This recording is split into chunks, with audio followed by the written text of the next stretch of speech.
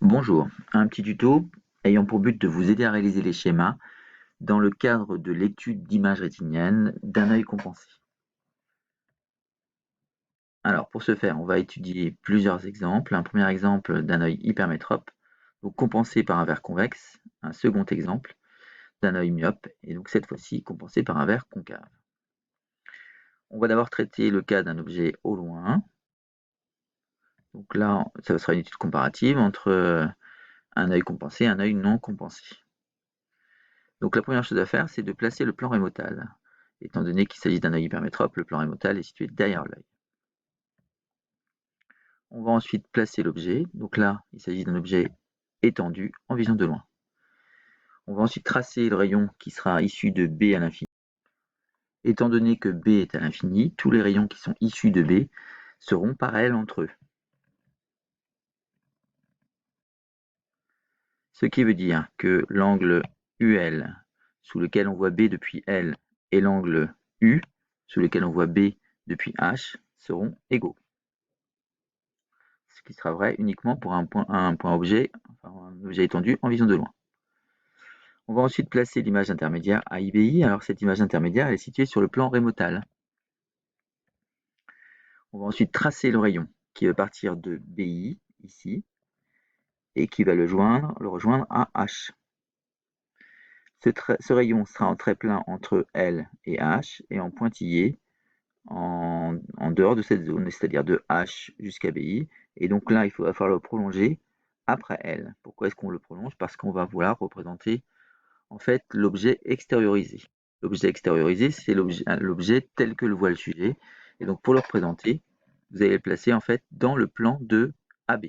Là, ici, AB est à l'infini, donc AEBE est également à l'infini. L'angle UC sous lequel on voit BE, on le place. Et cet angle UC va nous permettre de tracer les rayons qui sont issus de H' et qui vont rejoindre la rétine.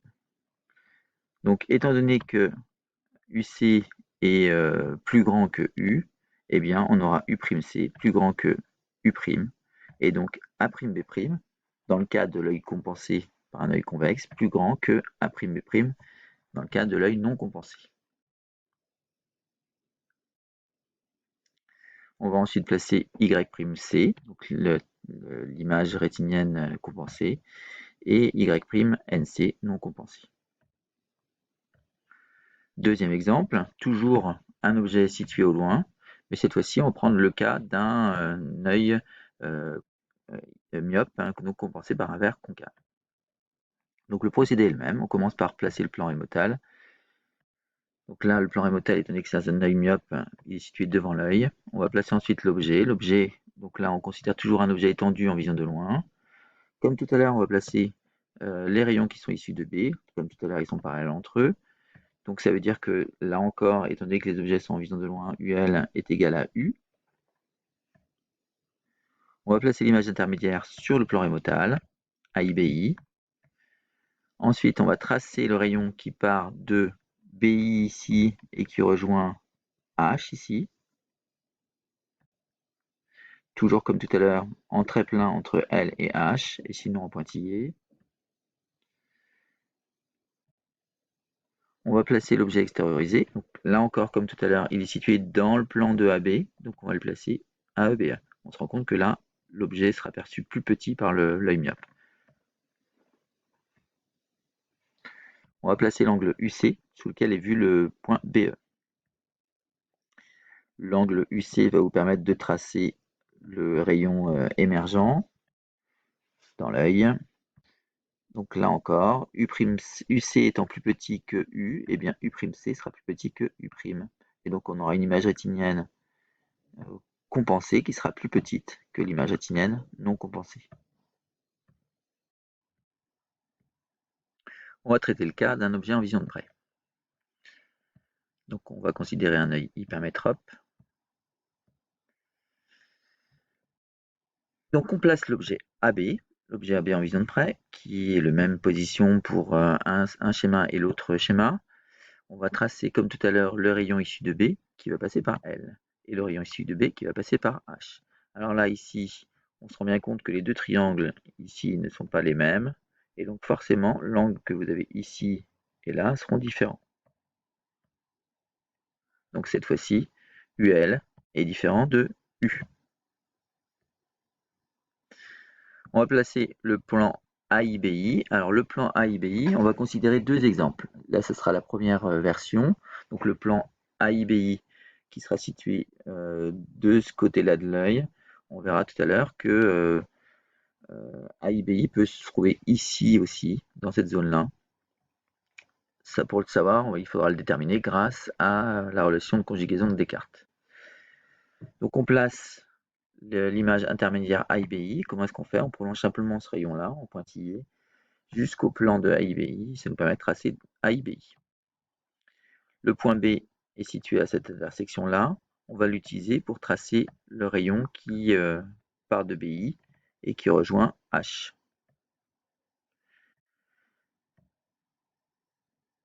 On va placer l'objet extériorisé dans le plan toujours de AB. Donc là, on voit qu'il sera légèrement plus grand.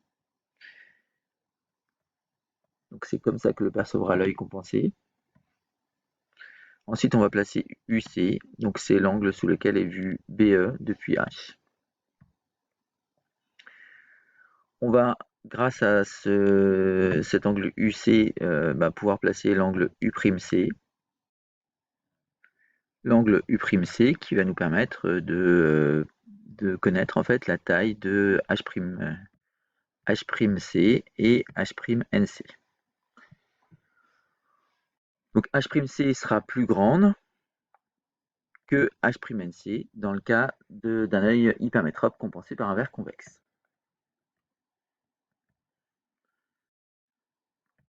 Cas numéro 2, donc on est toujours sur l'hypermétrope avec un objet en vision de près. Et donc là, on va étudier le cas où l'image intermédiaire est située à droite de l'œil. Donc je vous le rappelle, hein, donc le procédé est le même. Hein, on place le point AB, on trace le rayon issu de B qui passe par L pour l'œil compensé et par H pour l'œil non compensé. Là encore, UL est différent de U. On va placer l'image intermédiaire. Donc l'image intermédiaire, je vous ai dit cette fois-ci, elle sera située derrière l'œil. Je vous rappelle, en fait, cette position-là, on la connaît grâce à Descartes. On place l'image intermédiaire AIBI. Alors pour la placer, on va prolonger simplement ce rayon-là jusqu'au plan de AIBI et donc placer l'image. Donc on va déterminer BI. BI, on va tracer un rayon qui part de H qui rejoint BI. Ce rayon, on va le prolonger jusque dans le plan de AB pour pouvoir tracer l'objet extériorisé AEBE. Cet objet extériorisé AEBE sera vu sur l'angle UC depuis H. Et cet angle UC ici, il va nous permettre de tracer l'angle U'C qui nous permettra à son tour de déterminer la taille de l'image rétinienne A'B' d'un œil compensé. On remarquera que là encore, YC, donc l'image rétinienne de l'œil compensé, est plus grande pour un œil hypermétrope que Y' non compensé.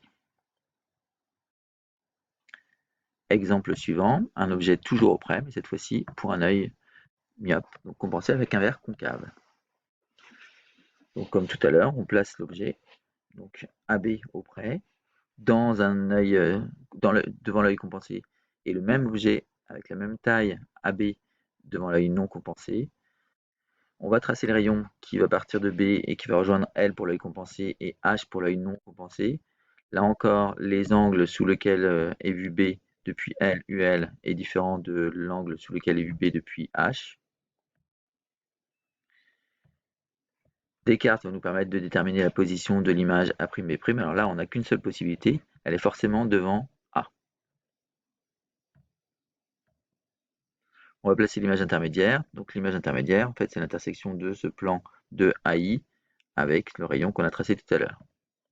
On va utiliser le point BI ici pour tracer le rayon qui passe par BI et par H. Donc je vous rappelle, ce rayon-là, il est en trait plein entre L et H et en pointillé autrement. Ce rayon-là, en fait, il va permettre de tracer AEBE dans le plan de AB.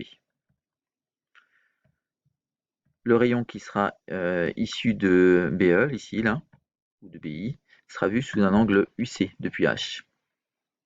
Cet angle UC va nous permettre de tracer l'angle U'C, qui à son tour va nous permettre de tracer A'B', et donc de pouvoir remarquer que Y'C, cette fois-ci, pour un œil compensé pour un œil myope, est plus petit que Y'Nc, donc non compensé. Voilà pour ce tuto, j'espère qu'il vous aura aidé à faire les schémas.